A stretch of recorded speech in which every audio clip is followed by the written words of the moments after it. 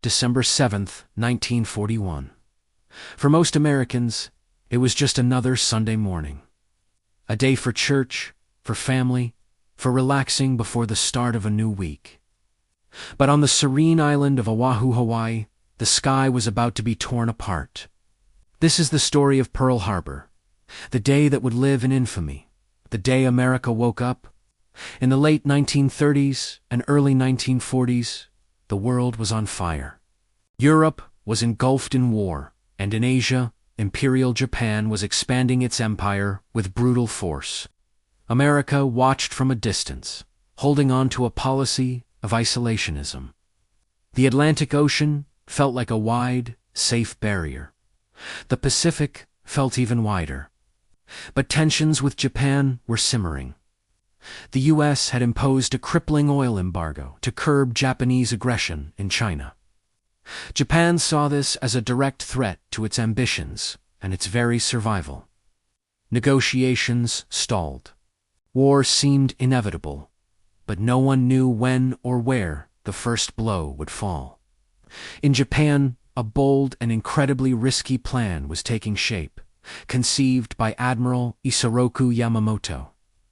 He believed Japan could not win a prolonged war against America's industrial might. The only hope was a swift, devastating knockout blow that would cripple the U.S. Pacific Fleet and force America to the negotiating table.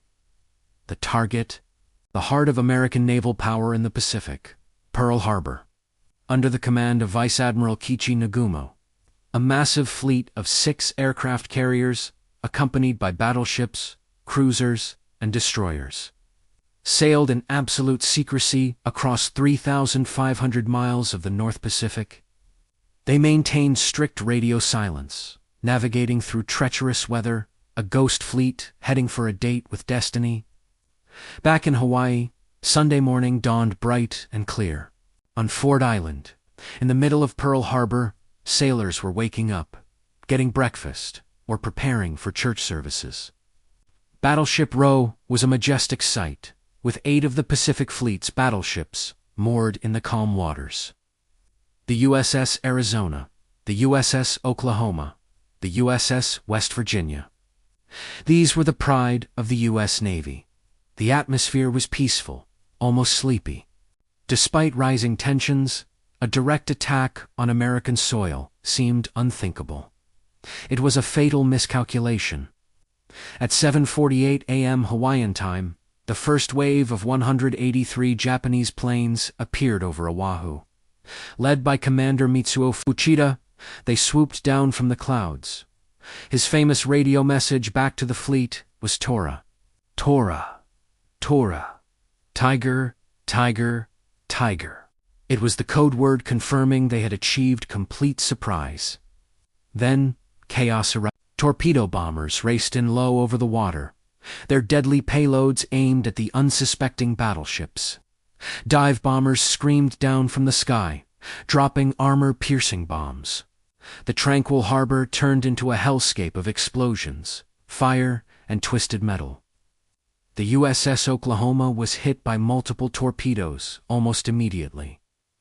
It capsized in minutes, trapping over 400 men inside. The USS West Virginia was struck by 9 torpedoes and 2 bombs, sinking at its moorings, but its brave crew fought back, its anti-aircraft guns firing until the very end.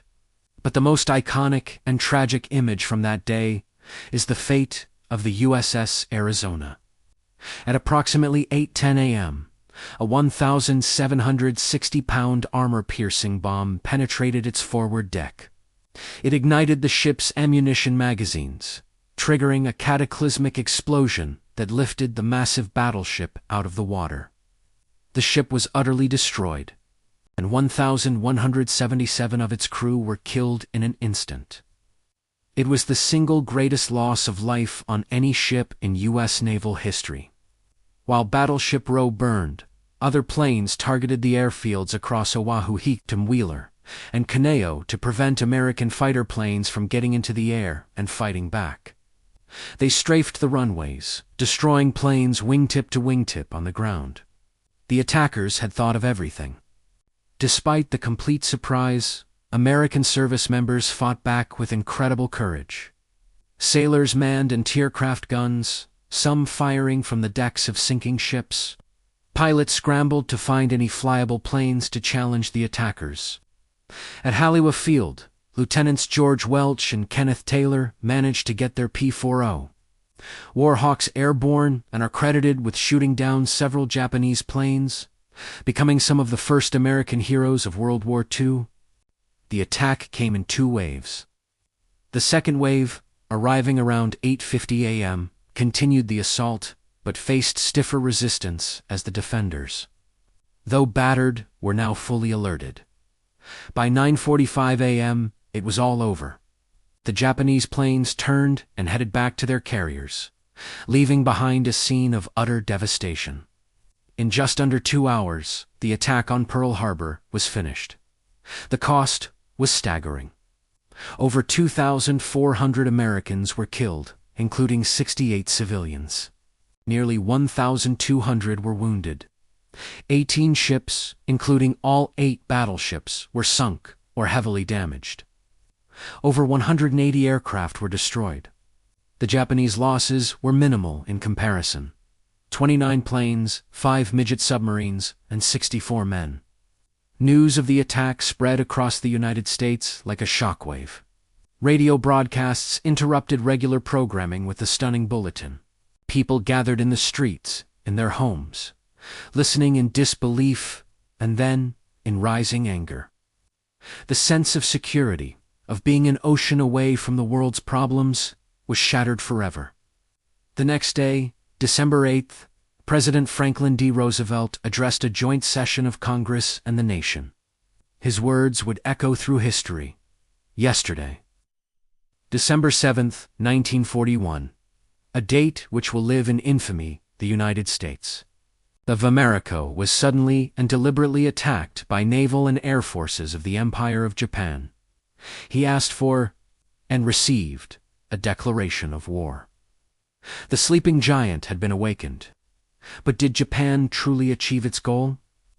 Tactically, the attack was a stunning success. But strategically, it was a catastrophic failure. The attack didn't destroy the American aircraft carriers, which were providentially out at sea on maneuvers that day.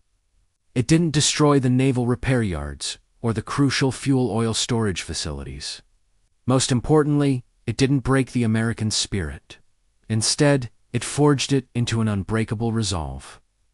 The attack united a divided nation overnight. Lines at military recruiting offices wrapped around city blocks. The slogan, "Remember Pearl Harbor," became a powerful rallying cry that would fuel the American war effort for the next 4 years. Today, the USS Arizona Memorial stands as a solemn, beautiful tribute over the sunken remains of the battleship. It is a place of pilgrimage, a final resting place for over 900 of its crew, where small drops of oil, the tears of the Arizona, still bubble to the surface after more than 80 years. It reminds us of the price of freedom and the moment that plunged America into the greatest conflict in human history, ultimately changing the course of the world forever. Thank you for watching.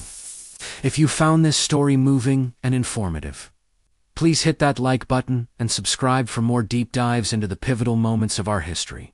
See you next time.